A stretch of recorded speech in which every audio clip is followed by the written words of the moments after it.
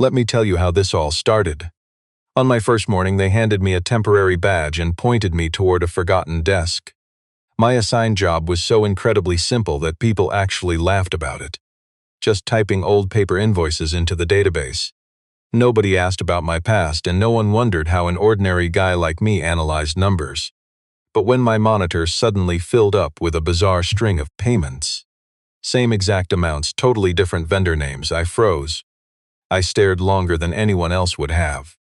Just a temporary worker, suddenly seeing the massive corporate fraud the whole system tried to hide for 2 years. What would you honestly do in my situation? Just look away and finish the shift, or dig deeper and risk everything to expose the truth? My alarm blasted at 5:45, just like every single morning. I reached blindly across the nightstand, silencing it instantly so it wouldn't wake up my daughter Mia. She was 6 years old and truly believed mornings were the absolute best part of the day. I wanted to keep her innocent belief safe.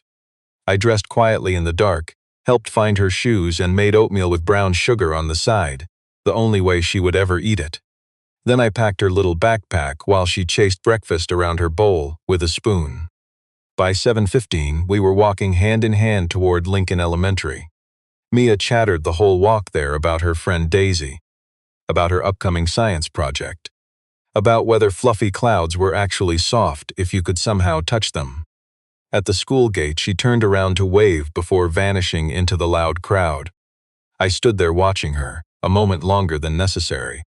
Then I caught the bus across town. Hartfield Capital Management owned the top 6 floors of a massive downtown glass tower. They handled institutional investments, massive pension funds, and huge private accounts. Had been doing it for almost 40 years. The lobby was cold marble and steel. The front desk was guarded by a woman in a sharp blazer who completely avoided eye contact, especially with people who showed up wearing clothes from cheap discount stores. I walked in wearing my best clothes from a discount store. I checked in with HR. Hannah handed me a cheap badge with the word temporary stamped in bright orange letters. It ran across the top. She then explained my access level, sounding exactly like a bored robot. They assigned me to the financial operations group. My role was data entry, retroactive invoice scanning for a tiny firm Hartfield swallowed up 18 months ago. The messy old records had never been properly transferred over. "It's basically just mechanical work," Hannah muttered. "Just stick to the input guide and flag formatting errors." She pointed me toward the 16th floor. My new desk sat shoved in a corner, near a busted printer and a dirty window facing a brick wall air shaft. I sat down quietly, opened up the input guide, and started reading. Jason, the financial operations lead, stopped by around 10 a.m. He stared at my temporary badge, the ancient supply room laptop, and the massive stack of scanned documents covering my desk. "You're the new temp," Jason said. It definitely wasn't a question. "I'm Caleb." I offered my hand. He shook it limply, told me to follow the manual, and toss anything confusing straight into the exception queue. He was already walking away before he even finished his sentence. Later, Jessica, the team supervisor, swung by right at noon. She checked my temp credentials, warned me against saving anything locally, and said the daily data entry quota was 120 invoices. She never bothered asking if I had any questions. She'd clearly decided a temp like me wouldn't ask anything worth answering. By the end of that first day, I had logged 143 invoices. I kept my mouth completely shut. Just packed my bag and rode the bus across town. I grabbed Mia from her after-school program exactly 10 minutes before that painful late fee kicked in. I cooked us some pasta for dinner while she talked about the clouds again. I listened closely, but my mind was stuck on a specific number that hit my queue twice today. Exact same payout, totally different vendors. I hadn't flagged it in the system, but I wrote it down. Over the next week, I pushed through that corporate backlog with a quiet efficiency nobody in the office ever noticed. I showed up before the regulars and ate lunch right at my desk. But I always left on time because childcare charges double for late pickups. These financial records spanned roughly 26 months. Most looked completely normal. But by day 4, you and I would have noticed the same weird thing taking shape. It wasn't just one error. It was a hidden pattern, a weird texture my brain kept dwelling on even when I looked away from the screen. I have always been a little obsessed with numbers. Not high-level math, just how figures stacked up and whether their hidden relationships actually made honest sense. The first massive red flag was the payment amounts. Certain totals kept popping up way more often than they should. Some rounded numbers, but oddly specific sums too. 14 grand, $712. Numbers that weren't round or typical corporate milestone payments. But they kept reappearing across random documents, different months, and sketchy vendors. I carefully wrote them down. The second red flag was dates. Plotting those payment dates in my personal notebook, kept totally separate from the company system, just in case. I finally uncovered a weird hidden rhythm. Whole clusters of payouts dropped every 6 to 8 weeks, cycling through a rotating cast of shell vendors. The timing had this dead regularity of something deliberately orchestrated. I jotted the dates down. Now look at those vendor names with me. On paper, they looked like diverse logistics firms, tech consultancies, and facility contractors. But their naming conventions were all strangely similar. Two-word combinations that sounded professional, but incredibly vague. Bridgepoint Solutions, Meridian Technical, Lakeshore Advisory. The kind of generic business names someone might generate quickly if they needed to sound totally legitimate without offering specific details. Right around the end of that second week, I had flagged 47 fraudulent invoices sharing these exact shady traits. Roughly $2.3 million in payments. You and I both know this was a fraction of the data, but that density of fraud was impossible to ignore. I kept my face perfectly neutral. At work, I simply entered the data without flagging anything in their system. But you and I both know the feeling. Every night after Mia slept, I sat at the kitchen table crunching numbers, cross-referencing everything, searching for hidden connections. The puzzle I was assembling wasn't hard proof, not yet. But it had a shape, and that shape felt entirely wrong. Random system mistakes just create noise.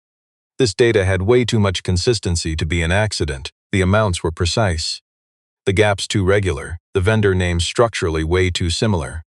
Someone built a shadow system inside the company, running it quietly for over 2 years. By Thursday morning of my third week, I walked over to Jason's desk. I kept my voice low, trying to look completely relaxed. I didn't want to trigger alarms. Just needed to ask one question and watch his reaction. Hey, quick thing. In those archived files, I'm seeing payment amounts repeating across multiple different vendors.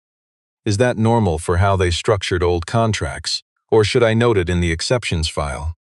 Jason slowly looked up, looking incredibly annoyed, like he was barely tolerating an interruption from a temporary worker. Fedornt contracts usually have fixed fee structures. Same service, exact same price, different providers, totally normal. Right?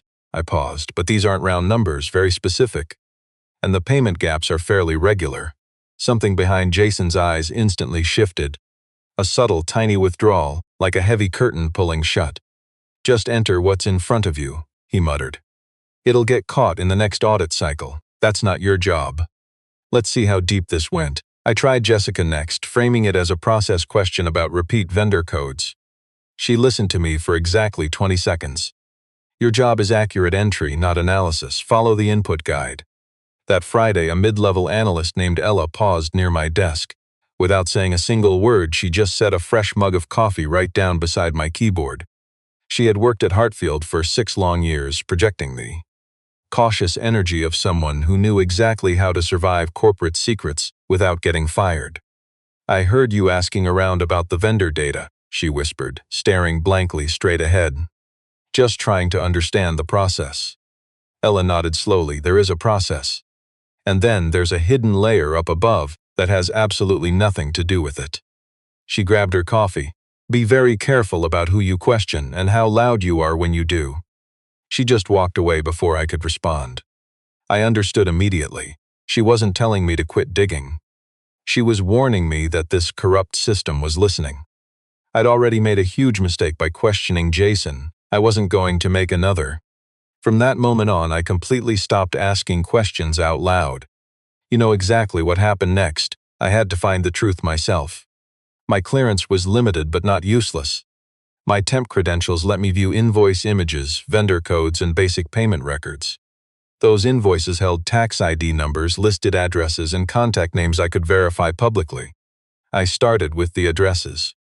Every night, once Mia finally fell asleep, I pulled out my notebook and old laptop.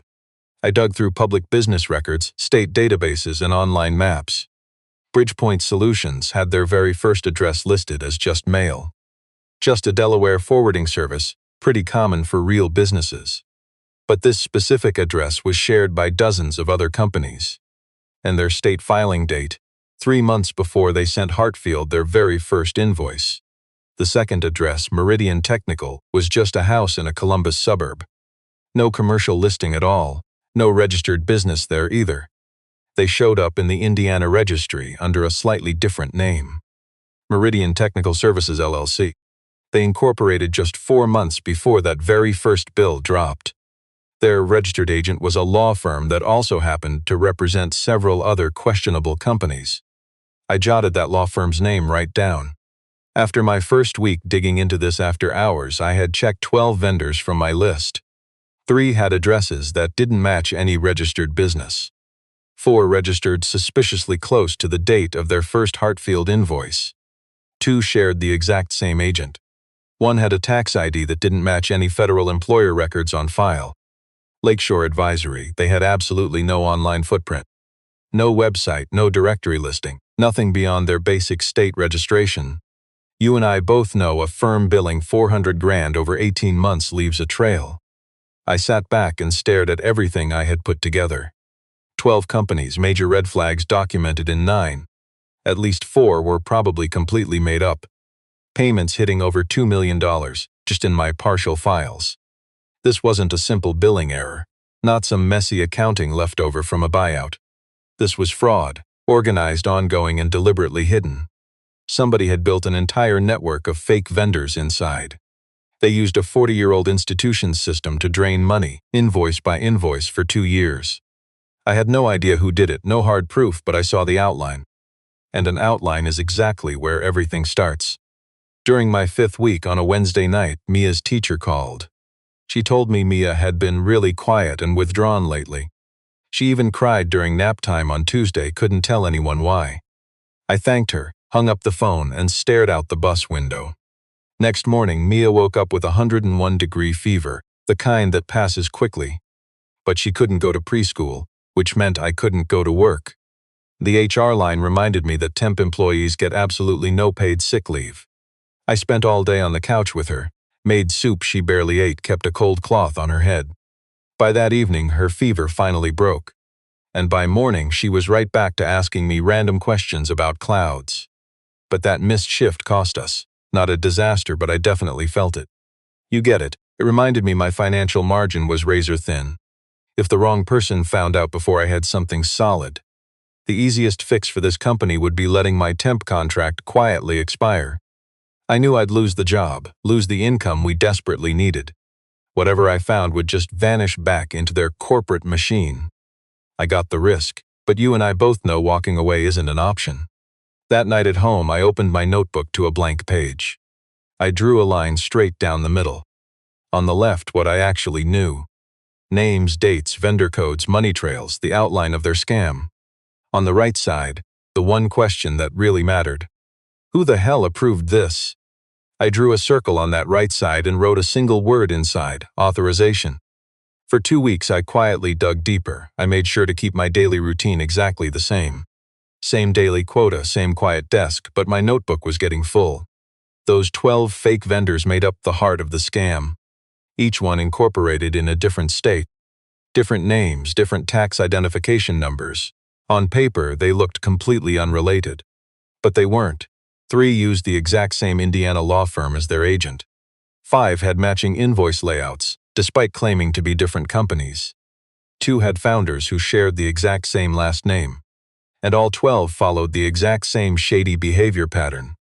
Weirdly specific invoice amounts, timed perfectly to sneak under the corporate audit limits every single quarter. Whoever built this trap knew exactly how corporate audits worked. I mapped the whole web in my notebook, 12 points all clearly labeled out. I drew lines back to the company, adding all the payment amounts and dates. Then I calculated totals, $2.3 million in the partial archive. but I was only doing data entry for a single department. I ran those numbers 3 different ways. The absolute lowest guess was $14 million. The high end topped $50 million. The middle ground, the number I actually believed, was roughly $38 to $42 million. I stared at that page. Almost $40 million stolen across 800 transactions. 12 fake companies. Think about that with me. 2 years of theft hiding in plain sight. Then I spotted the one clue that tied it all together. Every single bill had a code showing which specific department was paying for it. When I finally added up the codes for those shady vendors, 93% went straight back to one place, the Office of Financial Control. The exact department supposed to keep the company's money safe and honest. They handled the audits. They were the main shield against exactly this kind of massive financial crime. This fraud wasn't just hiding in the company. It was baked right into the very department built to stop it. I sat frozen at my kitchen table. Then I scribbled one sentence right at the bottom of my map. All roads led straight through financial control. I had to figure out who actually ran that specific office. The answer was totally public online. Carter Whitfield, the chief financial officer, 14 years at the company. He used to be a senior audit partner before joining as deputy chief financial officer. Then he took the top job 6 years ago. Think about that. The one guy supposed to protect the company's integrity. The exact role giving me total control over adding new corporate vendors, approving payments, and scheduling the internal audits. I stared at Carter's corporate headshot on the company website for a long time. Silver hair, calm eyes. The kind of face in annual reports right next to buzzwords like rigorous standards and long-term stewardship. Listen, I still lack direct evidence. All I really had was a pattern. Every single shady payment looped right back to Carter's department. And the whole approval system running this scam was under Carter's absolute control. But patterns aren't hard proof. I also dug up public financial records that really made my stomach drop. Hartfield survived 2 outside audits in the last 3 years. Both came back totally clean. 2 massive audits missed what a temp like me found during 3 weeks of evening shifts. There were only 2 possible reasons: incompetence, or someone manipulated what the auditors saw, strictly controlling the scope and hiding specific records from their samples. Carter used to be a senior audit partner, a guy who had spent his entire career sitting on the other side of that desk, who knew exactly how audits worked, what inspectors checked, and exactly where the blind spots were. The inside knowledge required to fool 2 consecutive corporate audits was absolutely massive. But it was exactly the kind of trick an old audit pro could easily pull off. I had to find someone with the real power to open up the full accounting records and a reason to trust an ordinary temp holding a cheap handwritten notebook. I worked the problem quietly, no rushing, no drawing unnecessary attention, using the stubborn patience of a dad who knows that doing things fast rarely means doing things right. Then on a Monday during my 7th week, my system access was suddenly cut. I logged in, pulled up the queue, and stared at an error message. Access level is insufficient. The tech support desk claimed they were running a standard, routine permissions review. They said it would clear within 24 hours. It didn't. By Wednesday, I could only reach the oldest, most boring corporate files. The recent folders, the ones holding today's invoices packed full of the most deeply suspicious financial data, were completely locked down tight. By late Friday afternoon, every single shady invoice I'd flagged for personal review had vanished from the system queue. Not just moved or archived differently. The specific invoice numbers I wrote in my notebook suddenly didn't match any document in their database. Somebody had deleted them. Honestly, I half expected this. But watching a cover-up happen right in front of you feels completely different. They were scrubbing the data clean. Starting this right after I asked Jason those questions was definitely no corporate coincidence. Jason talked. Someone higher up definitely noticed. I emailed those screen photos to myself from home, then printed the hard proof at a public library 2 blocks from my apartment. Time was quickly running out, but I still had my little notebook. Stick with me here. It wasn't conclusive, but it was more than anyone had. I had to find the right person, someone with the power to act, and an honest reason to actually listen. Getting to the CEO wasn't going to be a simple problem. You and I know CEOs hide behind assistants and endless corporate walls. She wasn't the type to listen to a temp data entry guy like me. I spent 3 nights after my daughter slept planning out my approach. I didn't even try to book a formal meeting or email her fancy office. I waited. Showing up early for work taught me exactly when Alexandra walked in. Beating the Tuesday and Thursday morning, rush through the building's side doors. By my 8th week on a quiet Tuesday morning, I waited for her. I let her swipe her badge and take 2 steps toward the elevators first. Then I spoke up. "Miss Reeves, my name is Caleb. I am just a temp on the financial operations team. I have proof of a corporate fraud scheme costing this company $40 million. You need to hear one crucial detail before you head upstairs to your office." She stopped. Honestly, most big executives would have kept walking. Alexandra Reeves turned right around. She stared at me for a moment. I gripped my manila envelope tight, keeping my face perfectly calm. I didn't look scared, and I know she noticed. "One piece of information," she replied. "That second external audit missed the crime because specific vendor records were intentionally hidden from the sample.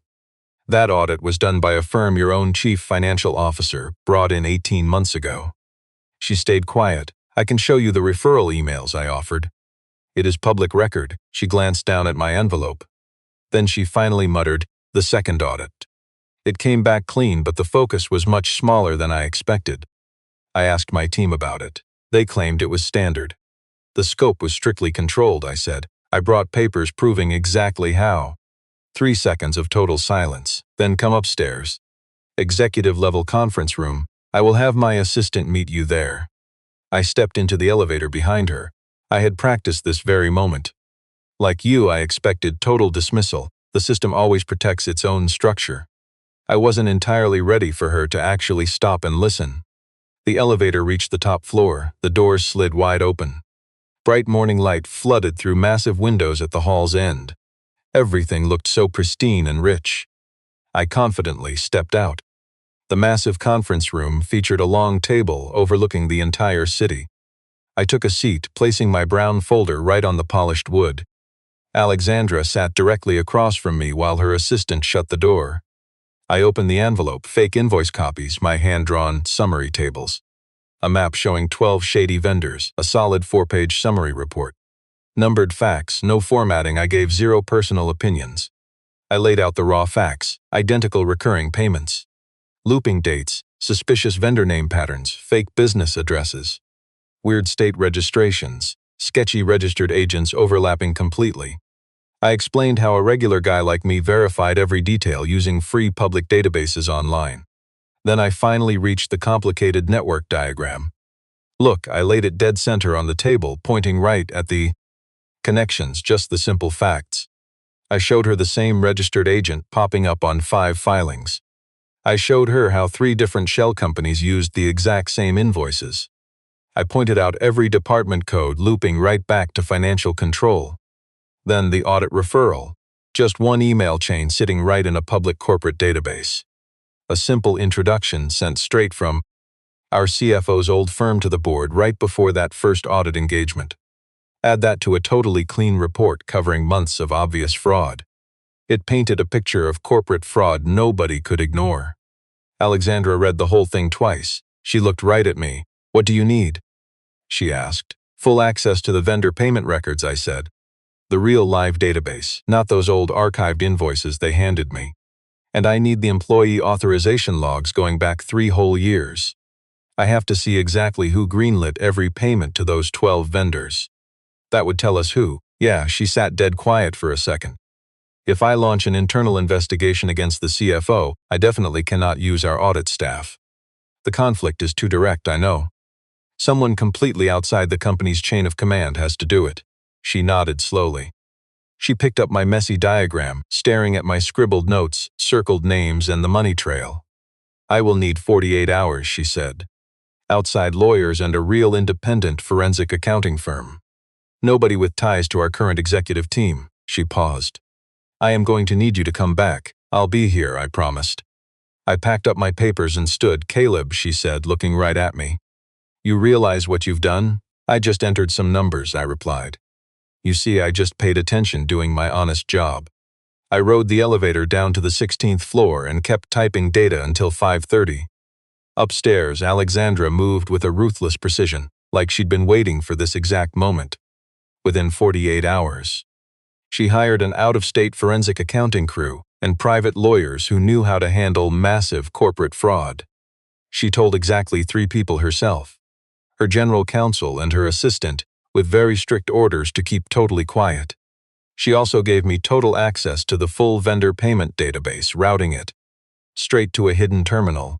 You and I are about to see what 4 days uncovers. I worked every night. The full database confirmed everything I thought, and then it got way worse. Those 12 vendors appeared across 4 cost centers, spanning 2 years and 7 months. Total payments reached $41.3 million. Every single approval, traced back through the authorization codes and matched against the forensic team's new ID registry. Pointed right at 3 people. First, some manager who quit 14 months ago. Second, a department director. And finally, Carter Whitfield, the guy who personally handled the vendor setups for 10 out of the 12 companies. He approved everything over $150,000. Now we spring the trap. Let's look at the trap we set. We built a fake vendor profile, matching their exact fraud network, and ran a payment request through normal channels. $220,000. Watched closely. We just had to see who'd approve it and from exactly where. I built that fake vendor profile myself, same naming rules. Same exact invoice structure, same address format. To anyone running the scam, it just looked like another one of their regular money mules. We loaded it up on a Thursday afternoon. Friday morning, that bait invoice hit the main approval queue. Friday afternoon it cleared. The final approval code pointed straight to our CFO, Carter Whitfield. Under 90 minutes later, our monitored account caught a sudden routing ping. That's the first step before moving stolen cash. The trace came from an IP address tied to a private bank. That account number linked to a holding company, registered under the maiden name of Carter Whitfield's wife. We hadn't actually moved a dime, but his entire hidden machine woke up exactly as we planned. I was waiting in the small side conference room when the lead forensic accountant dropped that damning printout right before Alexandra. She stared blankly. "Read it twice." $41,300,000, she whispered. "And he just tried for $41,500,000, the lead replied. She grabbed her phone to make 2 calls. Her tone stayed completely frozen during both. Over the next week, the team built a massive 200-page fraud report. 814 approvals across 26 months. Each amount stayed low enough to dodge the automatic audits. He rotated vendors perfectly so nobody ever built up a total high enough to raise red flags. The entire review scope was directly manipulated through controls Carter abused as CFO. That private bank account was the real smoking gun. Our forensic guys also dug up records of a third hidden audit. Stick with me here. He started a check 18 months prior, then quietly killed the report. That specific accounting firm was the only one hired without his direct approval. So he quietly shut them down 6 weeks in before they found his mess. 3 separate financial reviews, every single one rigged by our boss. Bright and early Thursday, the board of directors called a sudden emergency session. Carter got his mandatory invite exactly 1 hour before it started. They lied to his assistant, claiming it was just normal budget review stuff. He strolled in to find 14 board members and 2 outside corporate lawyers waiting. The general counsel, Alexandra, the lead investigator, and me, the temporary guy.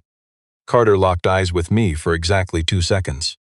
Then he looked away. It wasn't guilt, exactly. Just pure recognition, that specific feeling of an executive who hid his tracks for 2 long years only to just realize the single dad he completely ignored was actually the guy who exposed his entire scheme. We presented for 45 minutes, absolute silence. But Carter Whitfield refused to go down quietly. You see, he spent 14 years faking total perfection. Facing the ugly truth of his own corporate rot was completely impossible for him. So when trapped by undeniable truth, he did exactly what men like him do. "Listen, you and I know a liar," he argued for 45 minutes.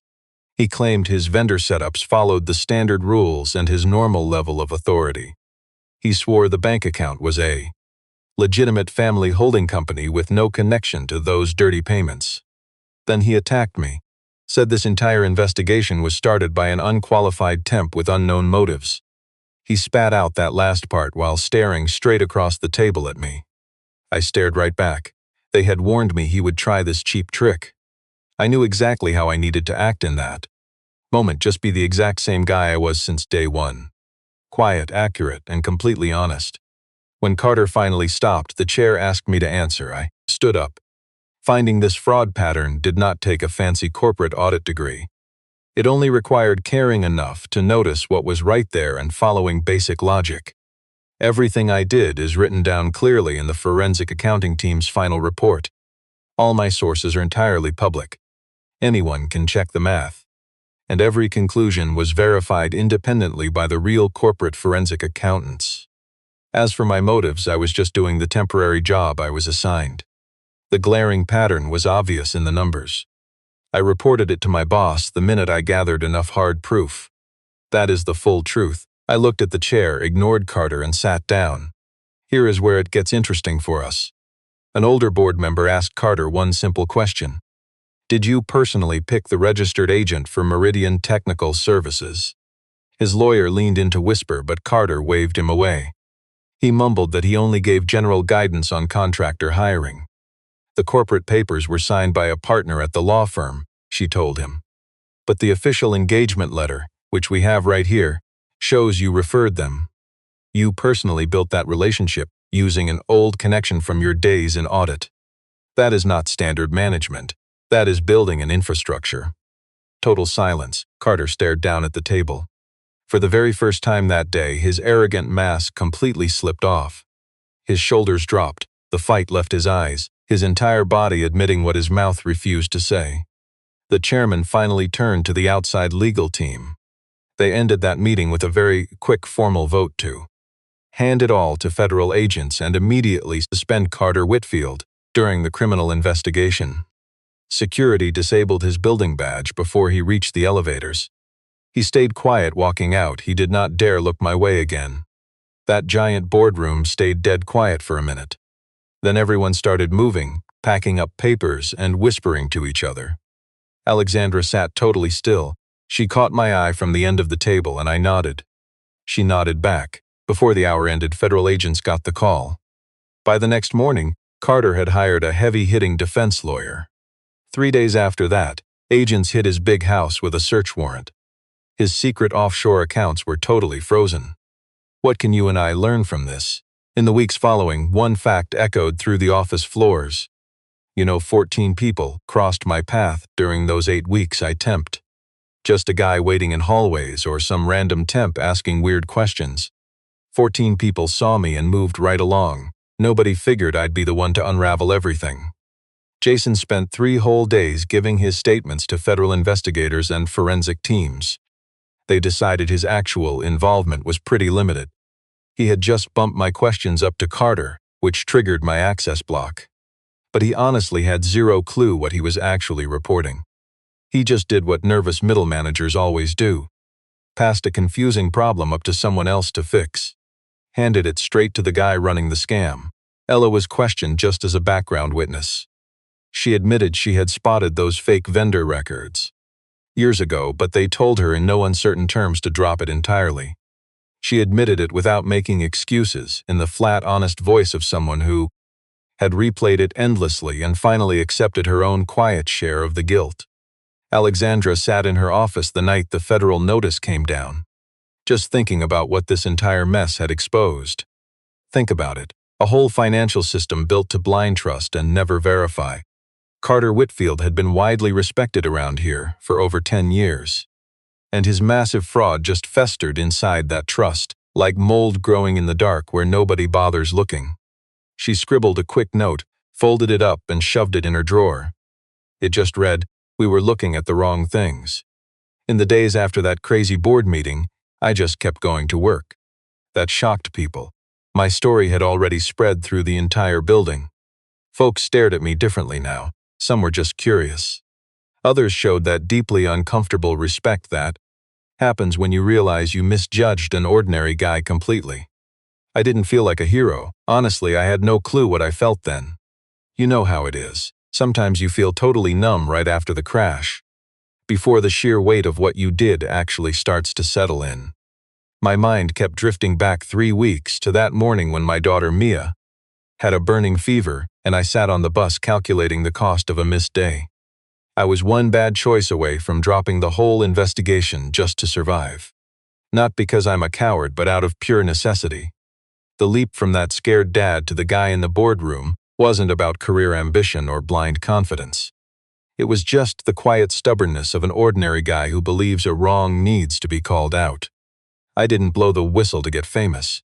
I did it because a broken corporate system was actively stealing from working people, draining pension funds, looting honest endowments, robbing the exact places meant to protect families who had zero clue their futures were being gutted.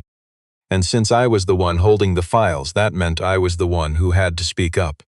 That really is the whole truth. Alexandra finally called me in that Monday. Same massive conference room where I first handed over that damning envelope. "I want to offer you a full-time position," she said. "A permanent job, head of corporate financial integrity operations. A brand new role overseeing vendor audits and internal compliance, and risk-triggering internal audit alarms across every single department." She paused, studying me. "It's a significant compensation package.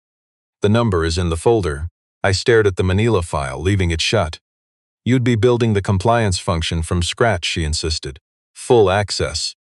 Reporting line directly to me." My mind drifted to our crowded morning bus commute, the strict late fees at Mia's after-school program, my old notebook, that broken public library printer.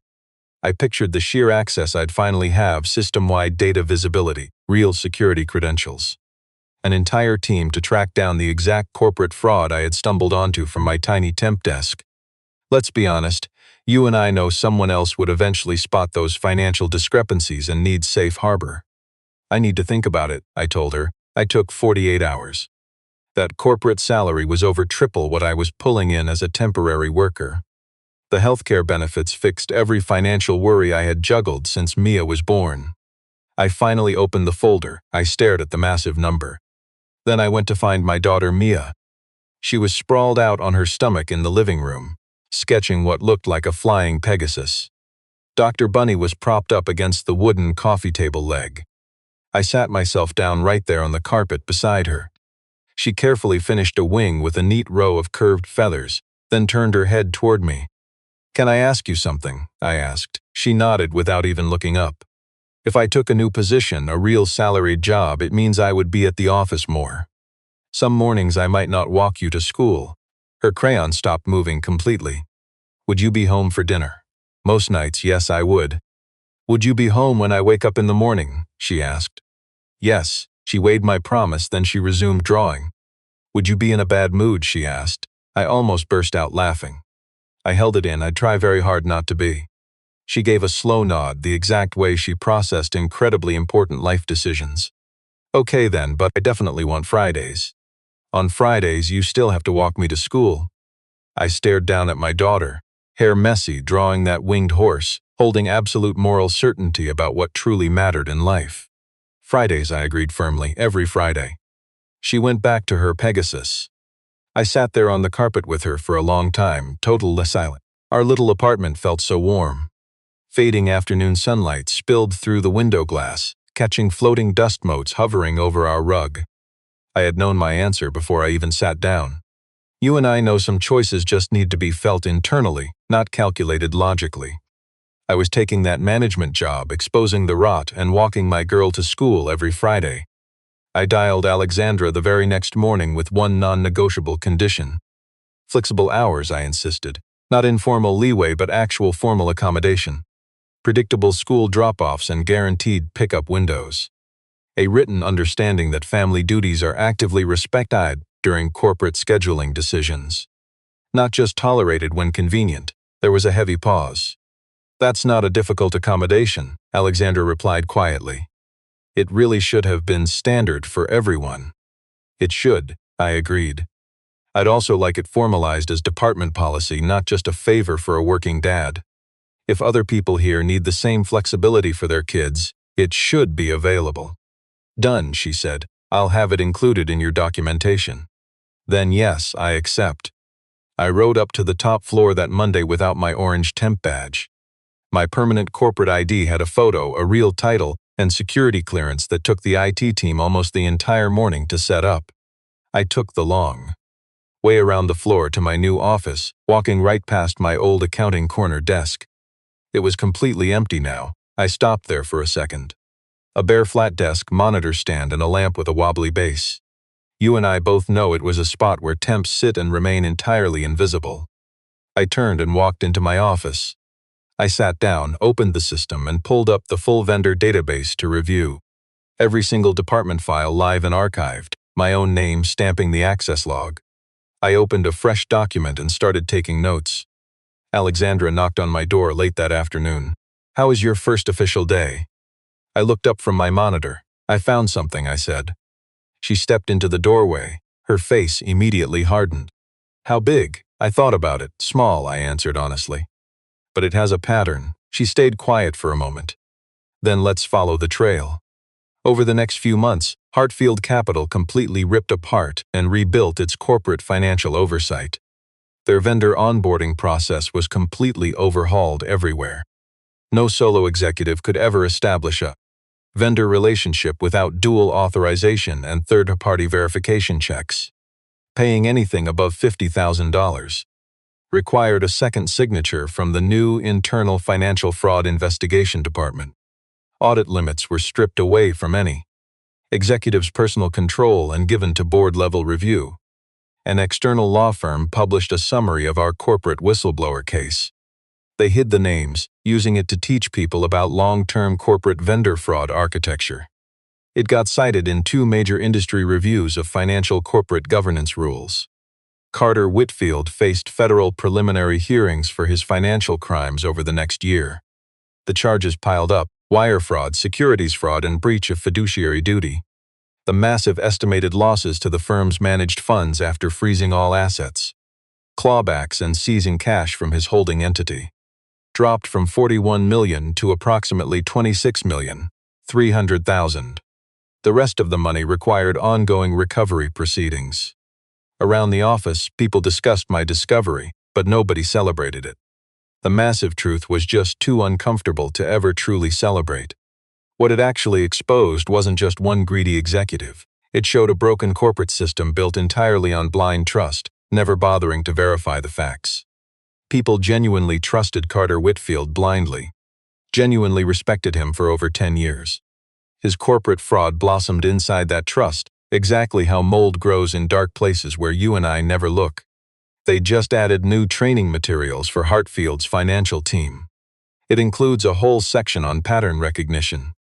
It breaks down exactly what weird payment anomalies look like, how you document the fraud, and who gets the report.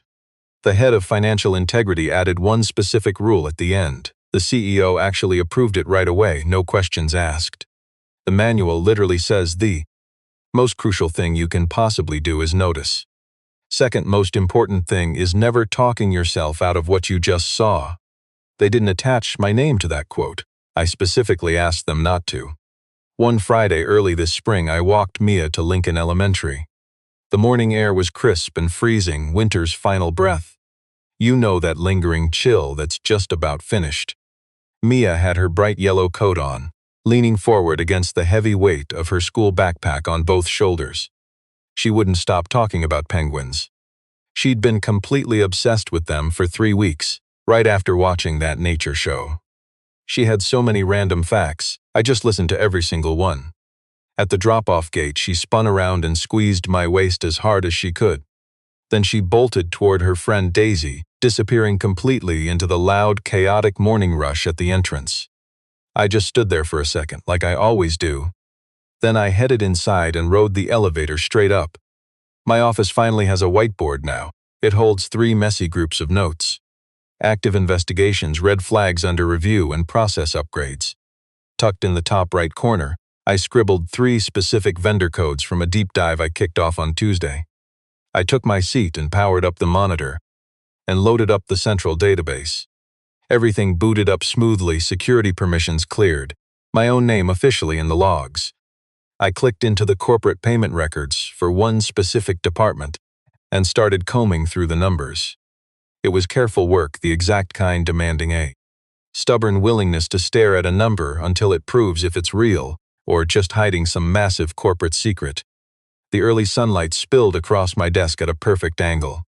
Let me tell you, halfway down that queue, a weird transaction string popped up. My eyes locked onto the dollar amounts. A steady, precise rhythm that completely defied normal random accounting. I stopped dead in my tracks. I studied the screen like I do with every suspicious file. No panic, no rushing, just quiet focus. Then I grabbed my trusty notebook and jotted down that very first number. Not because I was somehow the only guy left who might catch it, not anymore. But because this was my job now, and exposing the truth actually mattered. Plus, somewhere else in headquarters, other ordinary folks were finally learning how to look. I wrote down the second number. You and I know mornings like that, so quiet, yet heavy with the duty of standing right between corporate lies and the actual truth. And the stubborn choice of an everyday dad to finally close that distance. I wrote the third number, and I kept digging,